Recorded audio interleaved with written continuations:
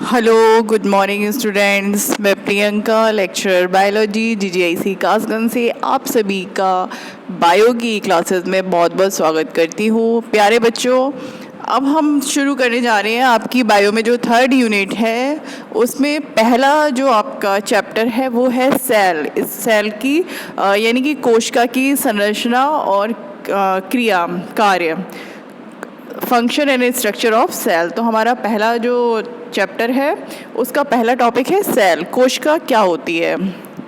तो प्यारे बच्चों, हमने आपको पहले भी बताया है कोशिका क्या होती है। कोशिका जो होती है वो शरीर की सबसे छोटी इकाई, बेसिक यूनिट है। संरचनात्मक एवं क्रियात्मक दोनों तरीके की ये बेसिक यूनिट है। जैसे कि मैंने आपको पहले भी बताया था कि जैसे एक सिंपल से उदाहरण से हम समझ सकते हैं कि कोशिका का क्या महत्व है। एक साधारण सा उदाहरण है कि जैसे कोई बिल्डिंग है, कोई घर है, तो वो किससे मिलकर बना होता है? किससे मिलकर बना होता है? कमरों से। और कमरे किससे मिलकर बने होते हैं? दीवारों से। दीवारें किससे मिलकर बनी होती है? ईंटों से। तो ईंट के बिना दीवार नहीं खड़ी हो सकती है ना।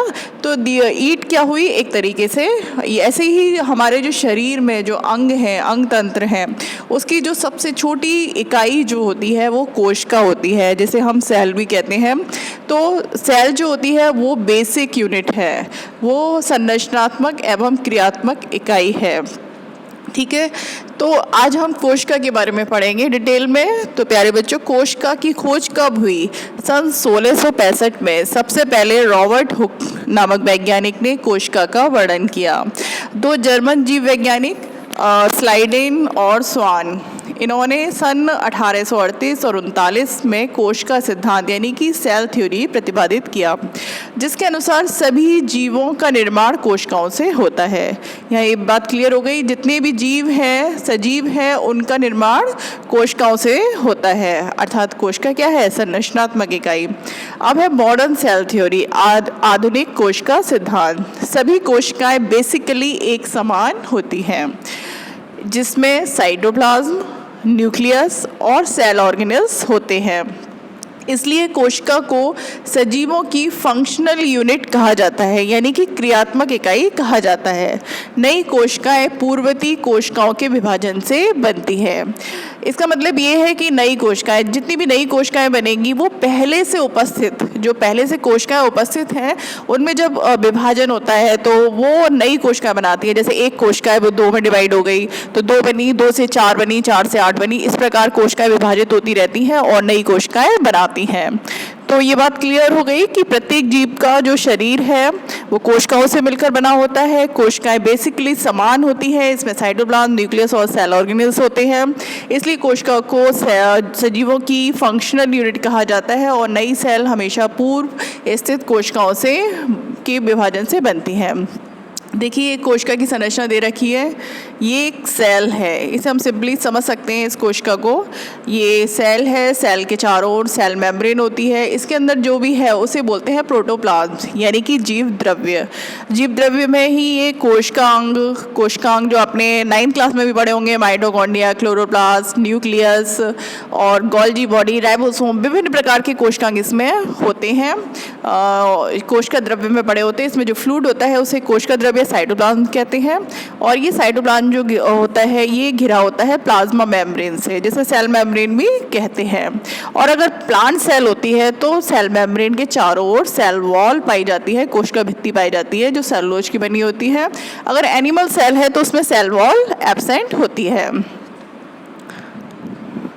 अब है टाइप्स ऑफ सेल, कोशिका के प्रकार। कोशिका रचना के आधार पर कोशिकाएं दो प्रकार की होती हैं, प्रोकैरियोटिक कोशिका और यूकैरियोटिक कोशिका। पहली है प्रोकैरियोटिक कोशिका। प्यारे बच्चों, मैंने आपको पहले भी बताया था प्रोकैरियोटिक सेल के बारे में।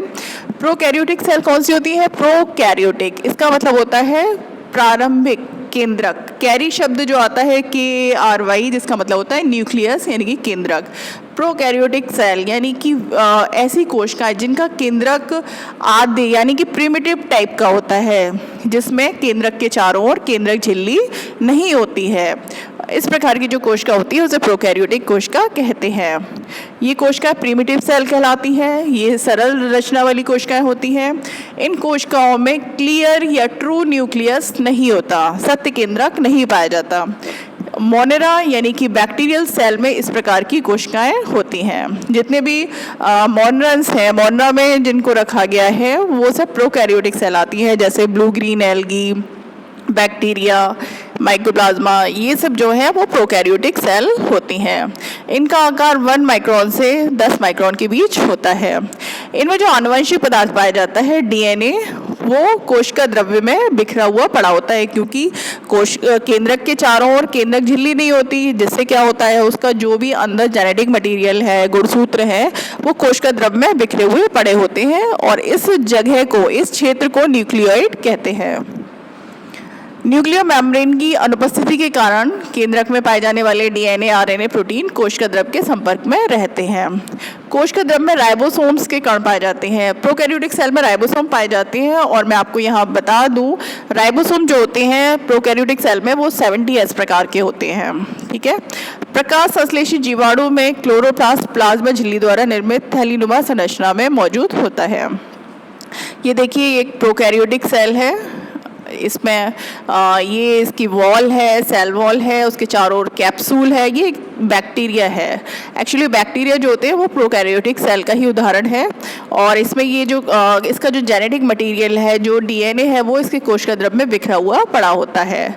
जबकि अदर सेल्स जो होती हैं, यूकैरियोटिक सेल्स जो होती हैं, उसमें जो न्यूक्लियस होता है उसके चारों ओर न्यूक्लियर मेम्ब्रेन पाई जाती है, तो उनका जेनेटिक मटेरियल क्या होता है, न्यूक्लियस के अंदर बंद होता है। लेकिन प्रोकैरियोटिक सेल में ये नहीं होता ऐसा, क्योंकि इसमें न्यूक्लियस, ट्रू न्यूक्लियस नहीं पाया जाता है, न्यूक्लियस के चारों न्यूक्लियर मेम्ब्रेन नहीं होती, इसलिए जो जेनेटिक मटेरियल है वो कोशिका द्रव्य में पड़ा हुआ होता है और जहाँ ये पड़ा होता है उस क्षेत्र को न्यूक्लियोइड कहते हैं।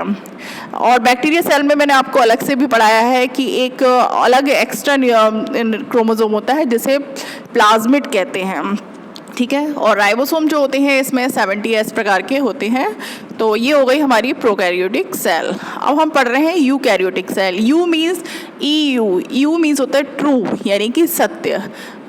ये कोशिकाएं पूर्ण रूप से विकसित होती हैं और इनमें जो न्यूक्लियस होता है वो पूर्ण विकसित होता है, यानी कि केंद्रक के चारों ओर केंद्रक झिल्ली पाई जाती है। इस प्रकार की कोशिकाएं virus, bacteria, blue green algae को छोड़कर सभी पौधे और जंतुओं में पाई जाती हैं। ये बात आपको हमेशा याद रखनी है कि जो virus, bacteria, blue green algae है, इनमें प्रोकैरियोटिक सेल पाई जाती है और बाकी सब में जितने भी एनिमल्स हैं, जितने भी प्लांट्स हैं, उनमें यूकैरियोटिक सेल पाई जाती हैं। ये संरचनात्मक आधार पर भी पूर्ण विकसित कोशिका होती है। इनका आकार बड़ा होता है। इस प्रकार की कोशिका में पूर्ण विकसित केंद्रक होता है और उसके चारों ओर केंद्रक झिल्ली यानी कि न्यूक्लियर मेम्ब्रेन पाई जाती है। कोशिका द्रव्य में झिल्ली युक्त कोशिकांग होते हैं। जितने भी कोशिकांग होते हैं जैसे कि माइटोकॉन्ड्रिया, क्लोरोप्लास्ट, ये सब क्या होते हैं, मेम्ब्रेन द्वारा घिरे होते हैं। इनकी डिटेल हम आगे पढ़ेंगे। इनमें गुणसूत्र की संख्या 1 से अधिक होती है।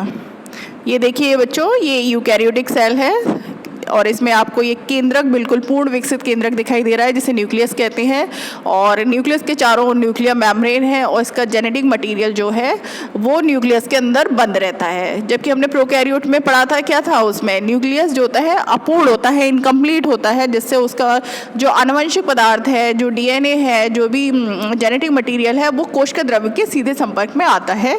लेकिन यूकैरियोटिक सेल में ऐसा नहीं होता, क्योंकि इसमें पूर्ण विकसित सत्य केंद्रक पाया जाता है। न्यूक्लियस के चारों ओर न्यूक्लियर मेम्ब्रेन होती है, इसलिए इसमें जेनेटिक मटेरियल अंदर केंद्रक के अंदर बंद रहता है।